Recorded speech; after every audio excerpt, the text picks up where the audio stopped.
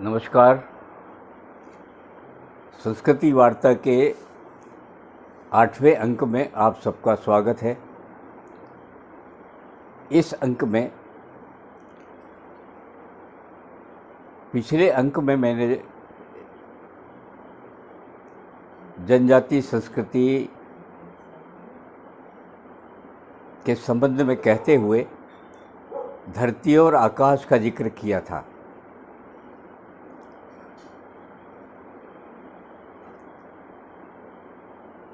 ये धरती और ये आकाश जनजातियों ने अपने भीतर हजारों वर्षों में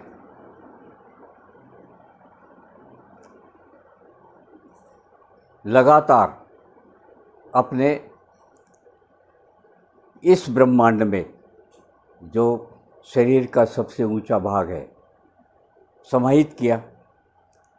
अपने हृदय में उसको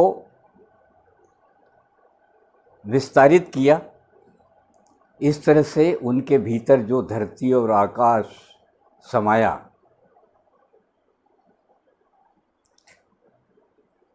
वह उनकी वाचिक परंपरा में, उनकी उस स्मृतियों में रहा हजारों साल, जिसकी स्मृतियों में वह ज्ञान परंपरा जो उन्होंने प्रकृति से प्राप्त की थी, वो उनकी स्मृतियों में हजारों साल रहा।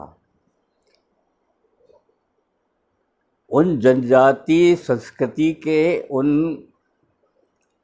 बहुत ही प्रारंभिक या बहुत ही मूल ज्ञान के उन स्रोतों से बाद की संस्कृति को क्या प्राप्त हुआ, इस पर हम थोड़ा सा विचार करके देखते हैं। मैं भारतीय ज्ञान परंपरा के मूलाधार और कहीं से नहीं आए। जनजाति मेधा ने मानव जाति को इतना कुछ दिया है कि उसे शब्दों में समेटना मुश्किल है। सबसे पहले उन्होंने जीने की राह खोजी, मनुष्य की महत्ता समझी, प्रकृति और पुरुष के संबंधों को समझा, पृथ्वी और आकाश के तत्वों को आत्मसात किया, शरीर और आत्मा को पहचाना, स्त्री पुरुष के अस्तित्व को जाना, प्रजनन की श्रृंखला का सूत्रपात किया, विवाह जैसी संस्था बनाई, गोत्र और रिश्तों की नींव डाली, पेड़ पौधों, जीव जंतु, रीति से सहज अस्तित्व बनाया, प्रकृति और पेड़ों को अपनी तरह जीवंत माना, उसकी पूजा की, उनमें देवी देवताओं का वास माना, उनके अनुष्ठान रचे, प्रकृति और मिथ गढ़े, प्रतीक और मिथ गढ़े, बीज भात को पहचाना, कृषि को अपनाया, नई तकनीक और नए विज्ञान को खोजा,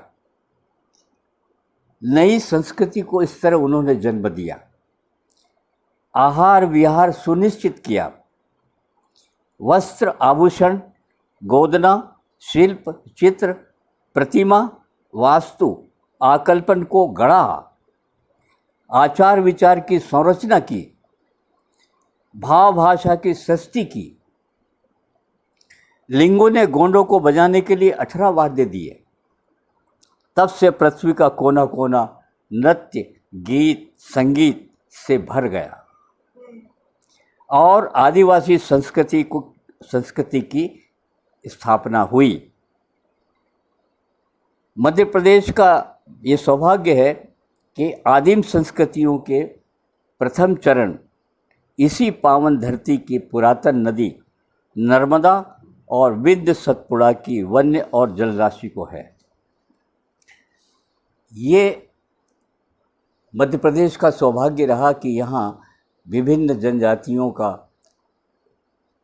पृथ्वी में सबसे पहले उद्भव हुआ और यहीं से जनजातियों का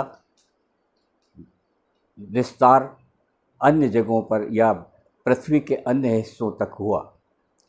ये एक ऐसी धारणा है और इसके साथ जो उनकी ज्ञान परंपरा, जिसको उन्होंने अपनी वाचिक परंपरा में सहेज कर रखा था, उसको एक समय ऐसा आया कि उसको सहेजने की ज़रूरत थी, उसको लिखित रूप में हमारे सामने आने की ज़रूरत पड़ी, और वो काम किया हमारे ऋषियों ने। हमारे ऋषियों ने उस ज्ञान को उस आरण्य में रह करके आश्रमों के माध्यम से जो जनजातियों के मूल आधार थे, उन पर अपनी भारतीय ज्ञान परंपरा या भारतीय संस्कृति की नींव रखी और उन्होंने उसको लिपिबद्ध करना शुरू किया। वहीं से हमारी श्रुति परंपरा कायम होती है और वो आगे जा कर के विश्व की महान ज्ञान परंपरा बनती है, जो जिसका दाय आज तक हमारे साथ में आया है। मैंने पिछले अंक में इस बात का संकेत किया था कि वैदिक समय का जो वैदिक समय था, उस समय में हमारे यहाँ ऋचाएँ रची गई, आरण्यक रचे गए। उसके बाद के काल को हम एक पुराण काल में विभाजित करते रहे हैं और वैदिक समय में केवल ज्ञान के उस सारभूत तत्वों को ऋचाओं में हमारे ऋषियों ने, हमारे दृष्टा ऋषियों ने उसको संकलित करने की कोशिश की और उसमें उनको कई हजार साल लग गए। इसके पश्चात हमारे यहाँ पुराण काल आता है और पुराण काल वेदांत का उत्तरार्ध है। और उस काल में सबसे बड़ा काम क्या हुआ? उस समय पुराण काल की जब शुरुआत हुई तो उस समय आख्यान लिखे गए।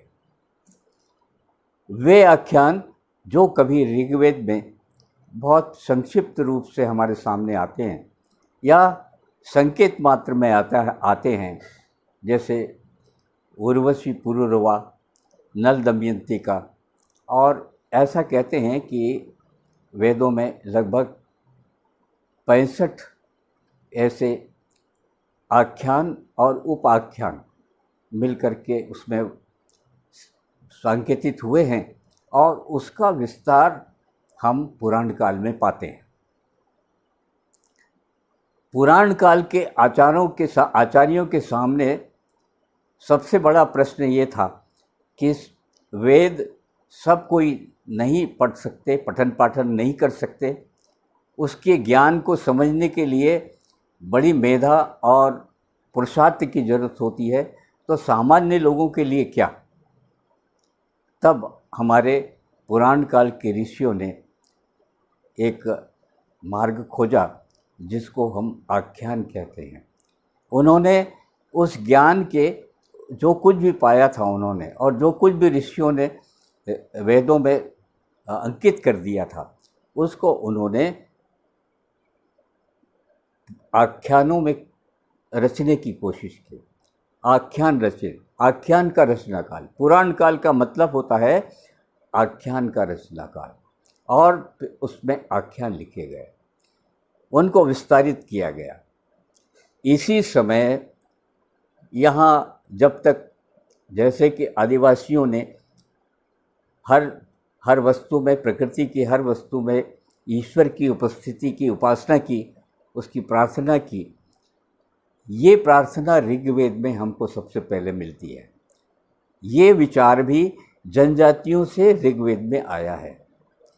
जो देवी देवता हैं वे हर जगह समाये हुए हैं, उसकी प्रकृति में समाये हुए, इसलिए प्रकृति की पूजा, पेड़ों की पूजा ये जनजातियों से आई है।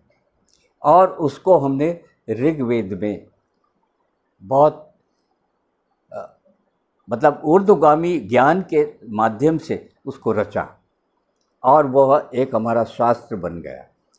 लेकिन इस शास्त्र को जन जन तक पहुंचाने के लिए हमें या हमारे ऋषियों को ये आवश्यकता पड़ी कि इसको जन जन तक किस तरह से ले जाए। तो उन्होंने एक उससे उस ज्ञान से थोड़ा सा सुलभ ज्ञान उपलब्ध कराया और उसको आख्यानों में लिखा गया और वो आख्यान हमारे लिखित रूप में आने लगे। जितने भी पुराण हैं हमारे, वो आख्यानों के दस्तावेज हैं।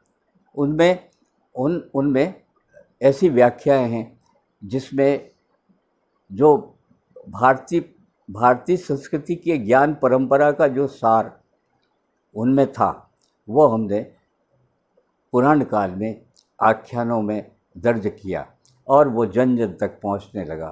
क्योंकि कथा के बारे में ये कहते हैं कि पार्वती ने एक बार महादेव से पूछा कि संसार में सबसे बड़ा रस क्या है।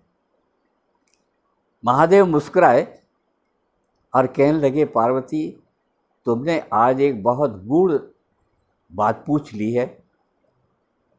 मैं इसका उत्तर बहुत दिनों से सोच रहा था कि ये प्रश्न कब उठेगा और उसका उत्तर क्या हो सकता है। तो वो कहते कि मैं एक रहस्य की बात बताता हूँ पार्वती, कि देखो संसार में सबसे बड़ा रस जो है वो कथा रस है। और फिर महादेव ने पार्वती को राम कथा सुनाई थी।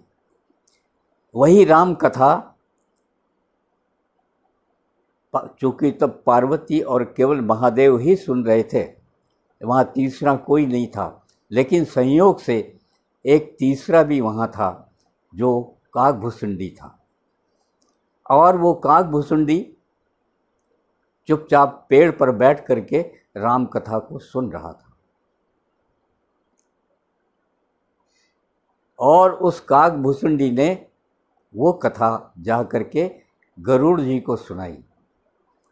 गरुड़ जी ने सुक को सुनाई और सुखदेव ने याज्ञवल्क्य को सुनाई।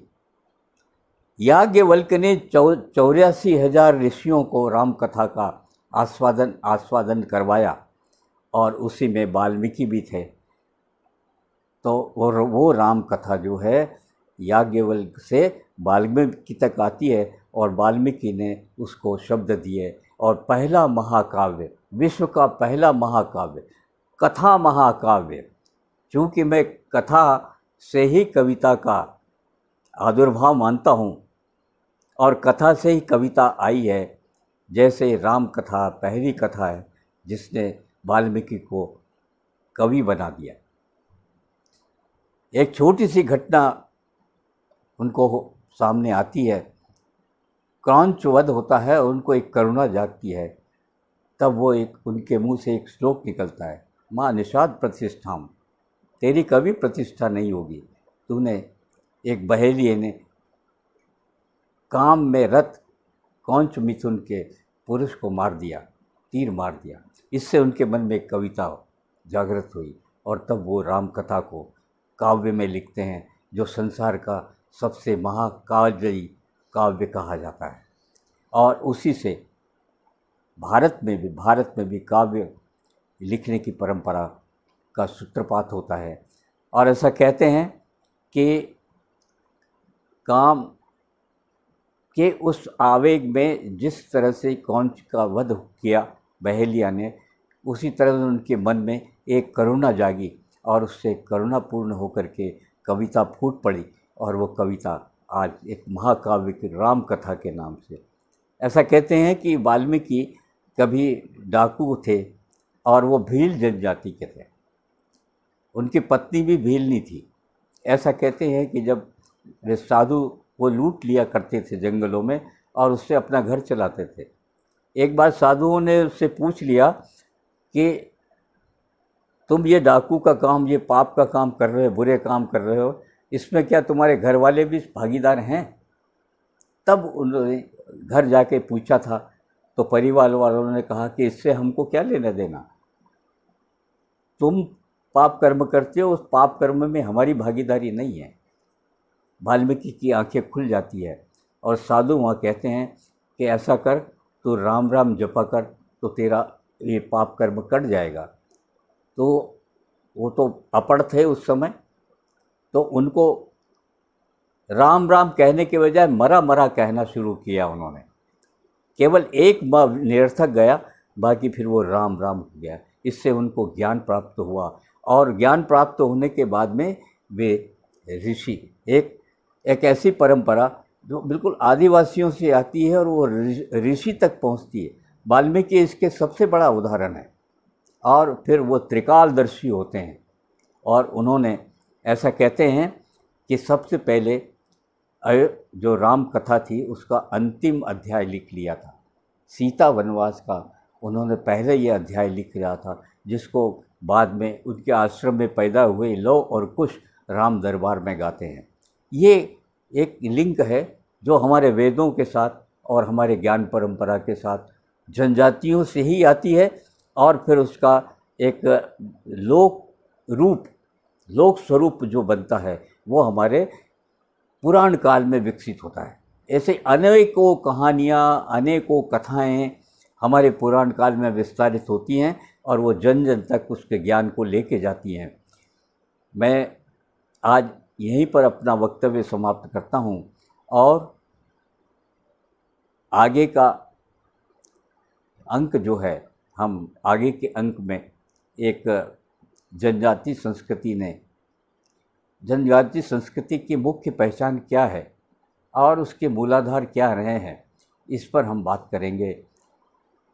बहुत बहुत धन्यवाद।